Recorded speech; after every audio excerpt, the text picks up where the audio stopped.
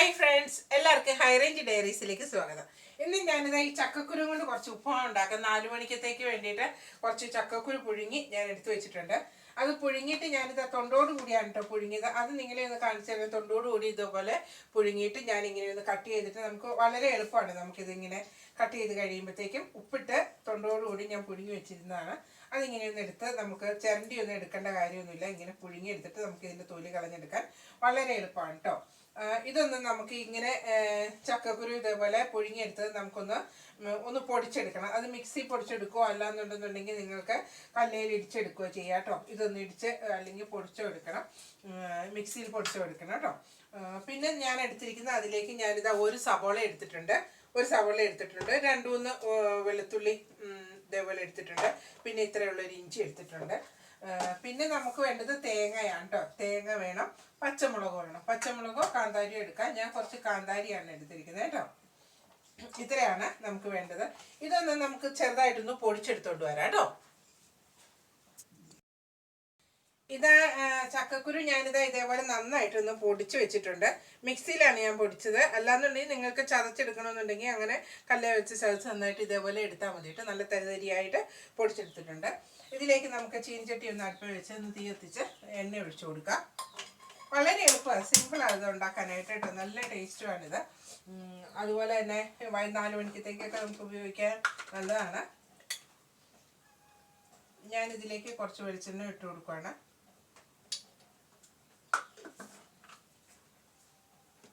അതിൽ നമുക്ക് കടുകിടാം. പിന്നെ വെളുത്തുള്ളി ഞാൻ ചതച്ച് വെച്ചിരിക്കുന്നത് കേട്ടോ. ഇതേപോലെ ഉള്ളിയും സവോളയും ഇഞ്ചി എല്ലാം ചെറുതായിട്ട് അരിഞ്ഞു, പച്ചമുളകും ചെറുതായിട്ട് അരിഞ്ഞു, വെളുത്തുള്ളി ഞാൻ ചതച്ചാണ് ഇട്ട് വെച്ചിരിക്കുന്നത്. അതിലേക്ക് നമുക്ക് കുറച്ച് കടുക് ഇട്ട് കൊടുക്കണം. ഇതൊന്ന് ചൂടായി വരുമ്പോഴത്തേക്കും നമുക്ക് കുറച്ച് കടുക് ഇട്ട് കൊടുക്കാം.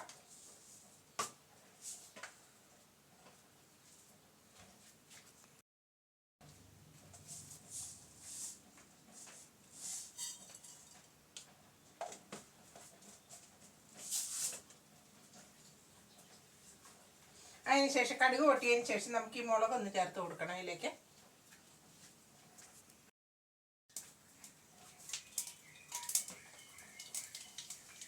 കുറച്ച് കരിയാപ്പില ഇട്ട് കൊടുക്കാം. കരിയാപ്പില ഇച്ചിരി കൂടുതൽ ഇട്ട് കൊടുത്താലും കുഴപ്പമൊന്നുമില്ല കേട്ടോ.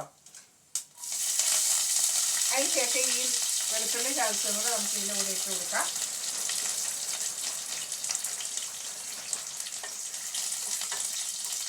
ഇതൊന്ന് നന്നായിട്ട് മൂത്തതിന് ശേഷം നമുക്ക് സവോള ഇതിലേക്ക് ഇട്ട് കൊടുക്കാം കേട്ടോ.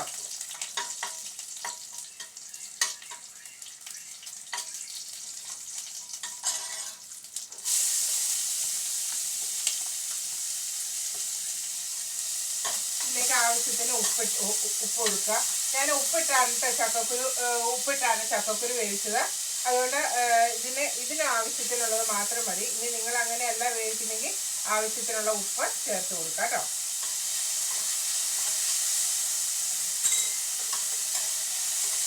ഇത് നന്നായിട്ടൊന്ന് വഴറ്റി വരട്ടെ. ഇതിലേക്ക് നമുക്ക് ഇതൊന്ന് വഴണ്ടിട്ടുണ്ട്. ഇതിലേക്ക് നമുക്ക് തേങ്ങ ഇട്ട് കൊടുക്കാം.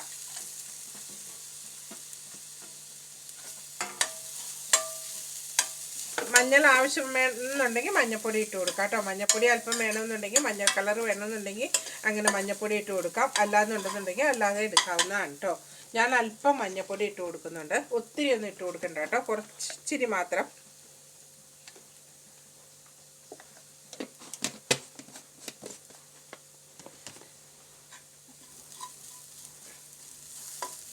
ഉപ്പൊക്കെ ഇപ്പോൾ ആവശ്യത്തിനുണ്ടോ എന്ന് നോക്കാം കേട്ടോ.